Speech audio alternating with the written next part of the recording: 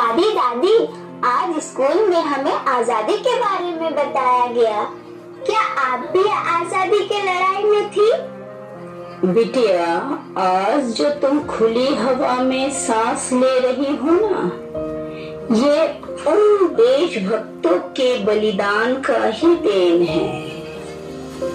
दादी दादी, उनके बारे में थोड़ा और बताइए ना। हाँ बेटा, बहुत से स्वतंत्रता सेनानियों के साथ हमने देश के लिए लड़ाई लड़ी। और जानते हो, मुझे खुदीराम बोस और भगत सिंह ने कुछ ज्यादा ही प्रभावित किया। आज तुम्हें मैं उन दोनों वीरों की कहानी सुनाती हूँ।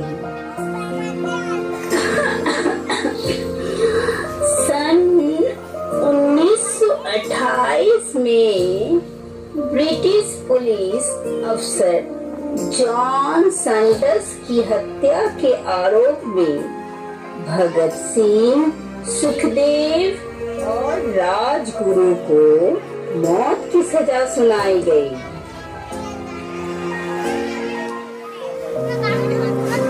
माँ, तुम आई हो मुझसे मिलने। तुम क्यों रो रही हो? तुम ही तो कहती थी देश के लिए कुछ बड़ा करो। आज मैं वही करने जा रहा हूँ। इतना जल्दी तो अलविदा कहेगा? जा बेटा, शेर बनकर जा। तेरे नाम से हर माँ को गर्व हो।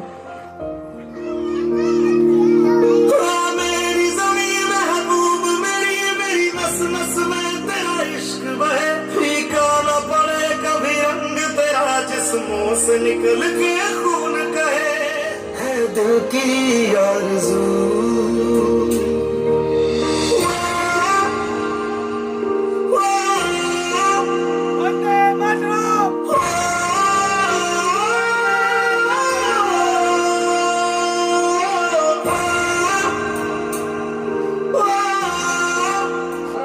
तुम्हें मैं खुदीराम बोस के बारे में बताती हूँ, जो सिर्फ 18 साल की उम्र में ही देश के लिए फांसी के फंदे में चढ़ गया।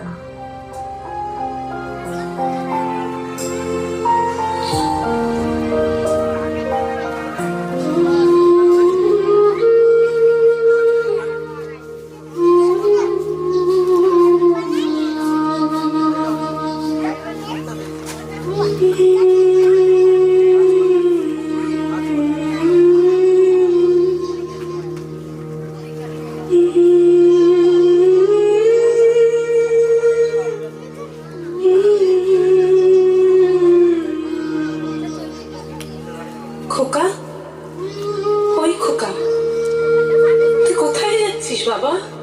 কোথায় যাচ্ছিস আমাকে ছেড়ে? তুই কি আর ফিরবি না?